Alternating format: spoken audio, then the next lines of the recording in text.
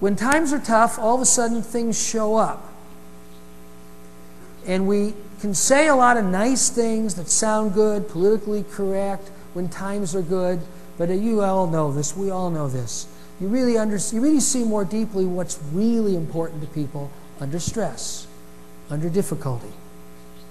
For years we've run simulations, and people espouse, people are our most important asset, and we invest in our people, and it's the key to our strategy. Even in a simulation, with a bunch of peers competing for profit in a simulated world or market share, business gets tough, the first thing the same people do very often is start laying off people.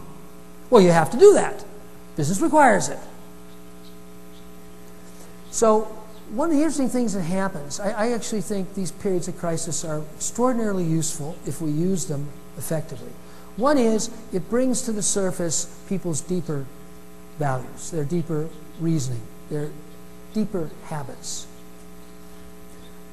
Secondly, it distinguishes. So I will tell you, there are plenty of businesses, certainly not the majority by any stretch, but plenty of businesses who are going to significantly improve their market share during this crisis.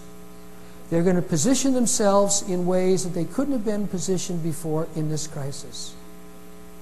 They are going to be more healthy as a result of the crisis, not less healthy. And that's not because they aren't stressed and in difficult times. For sure they are.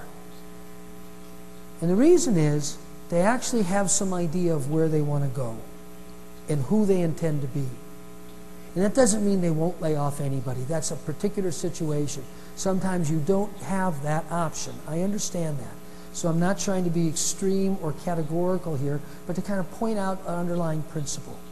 In times like this, the fundamental need from a leadership standpoint, and by the way, I'm using the word leadership in a broad way, but I'll include people in positions of leadership responsibility, is to actually be able to balance the short term and the long term.